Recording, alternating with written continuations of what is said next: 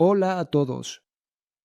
En mi canal había un vídeo en el que mostraba la forma más sencilla de convertir una fuente de alimentación de computadora común en una regulable. El vídeo es útil, recomiendo estudiarlo y encontrarás el enlace en la descripción. Pero las fuentes de alimentación de computadora se construyen con diferentes esquemas, de ahí los problemas con la conversión. Cada instrucción se proporciona para una fuente de alimentación específica y, lamentablemente, no existen métodos universales de conversión. ¿Qué debe hacer una persona que ha recibido una fuente de alimentación exótica con un diseño no estándar y un controlador PWM incomprensible? En este vídeo se mostrará un método para convertir una fuente de alimentación de computadora en una de laboratorio completa, sin modificar la propia fuente. En nuestro proyecto, la fuente de alimentación de la computadora es solo una fuente de energía. El estabilizador de voltaje y corriente es una placa separada. Pero el problema es que la fuente de alimentación de la computadora proporciona un máximo de 12 voltios de salida, y para una fuente de laboratorio normal se necesitan al menos 20 a 25 voltios. Entonces, ¿qué hacer? Prometí que no modificaríamos la fuente y cumpliré mi promesa. Por lo tanto, no necesitamos conocer la topología de construcción, el tipo de controlador PWM y otros detalles. Lo más importante es que la fuente de alimentación funcione. Primero, abrimos la carcasa de la fuente de alimentación. Quitamos todos los cables innecesarios, dejando algunos cables negros y el cable verde. Delante de ustedes está el esquema de la fuente de alimentación estándar. Presten atención a los rectificadores. En cualquier fuente de alimentación de ordenador se utilizan diodos dobles, Schottky. Es decir, es un rectificador unipolar común con punto medio. Este tipo de rectificador tiene muchas ventajas. Pero para obtener, por ejemplo, 12 voltios en la salida, el devanado debe consistir en dos ramas idénticas, cada una de 12 voltios. Si utiliza un rectificador de puente en lugar del estándar, el voltaje del rectificador ya no será 12, sino hasta 24 voltios. Esto se puede verificar comprobando el voltaje total en el devanado secundario del transformador. Para la medición, utilizo un multímetro de clase TrueRMS, que es capaz de medir correctamente el voltaje de alta frecuencia, independientemente de la forma de la señal. Un multímetro común no es adecuado para estos fines, ya que está diseñado para señales sinusoidales y frecuencias de hasta 1 kHz. En este caso, el voltaje tiene forma rectangular y la frecuencia es un orden de magnitud mayor. A continuación, perforamos un par de agujeros en los puntos indicados y soldamos los cables que se conectan a la entrada de un puente de diodos de onda completa. En el esquema, esto se verá aproximadamente de la siguiente manera. Rectificador de fábrica. En la placa de la fuente de alimentación del ordenador. Lo dejamos de lado. Como rectificador, utilicé 4 diodos de la serie. Perdón por la expresión, GER505. Son diodos de alta velocidad de 5 amperios. Los comunes no servirán aquí. Se necesitan diodos ultrarrápidos, rápidos, o, al menos, diodos de impulso, adaptados para trabajar a frecuencias de 100 kHz y superiores. Los diodos Schottky son ideales. Después del puente, colocamos un electrolítico con un voltaje de alrededor de 50 voltios. No se necesita una gran capacidad. Un par de miles de microfaradios será más que suficiente. El punto más importante que hay que destacar. La fuente de alimentación del ordenador está equipada con protección contra cortocircuitos. Esta modificación no afecta en absoluto a esa protección, seguirá funcionando correctamente. Después de esta modificación, tenemos una fuente de alimentación conmutada de aproximadamente 25 voltios con protección contra cortocircuitos. He pegado la placa del rectificador con el condensador a la placa del estabilizador, que permitirá regular el voltaje y la corriente desde cero absoluto. Se podría no complicarse y comprar una placa estabilizadora lista, de voltaje y corriente de 5 o más amperios. Afortunadamente en las tiendas en línea cuestan una miseria. Pero no esta vez. preferí implementar una placa de estabilizador lineal que monté en uno de los vídeos anteriores. Sobre este estabilizador, en el canal salieron hasta 2 vídeos. En uno analizamos el esquema clásico con una corriente de 3 amperios y en el segundo aumenté la corriente de salida a 5 amperios. ¿Qué versión elegir? Decides tú. Los enlaces a ambos vídeos estarán en la descripción. Allí también estarán los enlaces a las placas compradas tanto de estabilizadores lineales como de impulsos. He puesto la versión de 3 amperios, ya que este bloque de alimentación se monta solo para mostrárselo a ustedes, y dejaremos la placa de 5 amperios para otra ocasión. Y, sí, chicos, sé que combinar una fuente de alimentación de impulsos con un estabilizador lineal no es del todo ortodoxo. Pero nadie lo ha prohibido. Sí, el esquema lineal se calienta, pero el calor se puede disipar de manera efectiva, teniendo en cuenta que en la fuente de alimentación del ordenador tenemos un ventilador. Por cierto, asegúrate de aislar la base del transistor del disipador. De lo contrario, el positivo irá al chasis de la fuente de alimentación y podrían surgir problemas. Pegué el transistor al disipador, fijé el disipador al chasis, añadí un voltímetro amperímetro, terminales de alimentación y todo eso. Pero eso es en pocas palabras. En realidad, me llevó un par de días crear esta fuente de alimentación. Un poco más adelante se mostrará todo el proceso de creación, pero antes de eso, hagamos una pequeña prueba. Ajustemos el voltaje máximo posible en la salida de la fuente de alimentación. La limitación de corriente también al máximo. Ahora, cortocircuitamos la salida de la fuente de alimentación. El voltaje cae al mínimo y la corriente es de aproximadamente 3 A. Este es, precisamente, el modo de funcionamiento más exigente para las fuentes de alimentación lineales.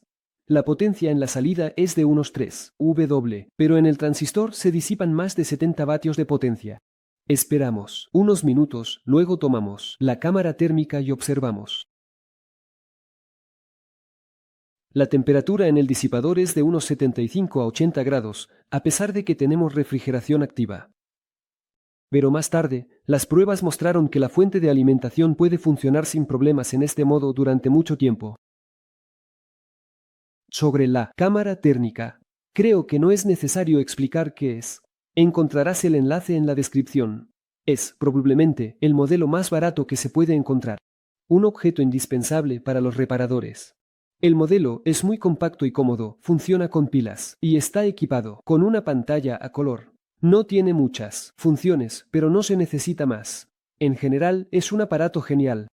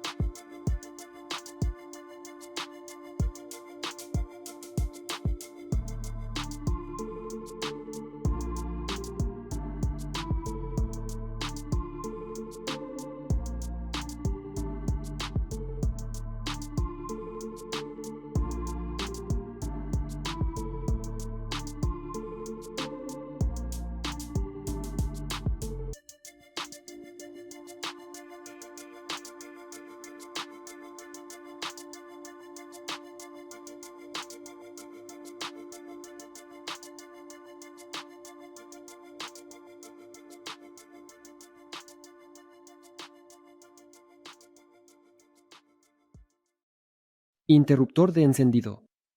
Conecta el cable verde con cualquiera de los negros, lo que hace que la fuente de alimentación se inicie. El voltímetro amperímetro se alimenta de la fuente de 5 voltios en espera. Es imprescindible antes del primer encendido el fusible en la placa de la fuente de alimentación. Lo reemplazamos con una bombilla incandescente de 40 a 60 vatios. Chicos, una gran petición de tener extrema precaución al trabajar con alta tensión. Antes de tocar la placa, asegúrate de que la fuente esté desconectada de la red y descargada. Los condensadores electrolíticos en la placa deben estar completamente descargados. Creo que no tiene sentido probar esta fuente de alimentación. Todo ya se ha mostrado en los vídeos donde monté estos estabilizadores. Recuerdo que encontraréis los enlaces a los vídeos en la descripción. Pero nuestro bloque de alimentación soporta 3 A sin problemas. La estabilización también está a buen nivel. La presencia de refrigeración activa permitirá usar un disipador de calor relativamente compacto para el transistor de potencia. ¿Se puede llamar a este bloque de laboratorio? Bueno, depende de quién lo vaya a usar. La regulación de voltaje va de 0 a 24 V, la corriente se limita de 0 a 3 A, las ondulaciones están dentro de lo normal, la regulación es muy suave. ¿Qué más se necesita? Amigos, una vez más les recuerdo que en la descripción de este vídeo encontrarán un enlace al primer vídeo con el proceso completo de modificación de una fuente de alimentación de ordenador, así como vídeos en los que monté estabilizadores lineales de voltaje y corriente. El vídeo es interesante, lo recomiendo mucho ver. El archivo completo del proyecto, enlaces a los componentes para montar una fuente de alimentación similar, así como bloques de alimentación de laboratorio ya hechos, también en la descripción. Valora este vídeo con tu me gusta. Con esto me despido, y como siempre, he sido Kasianaka. Hasta la próxima, adiós.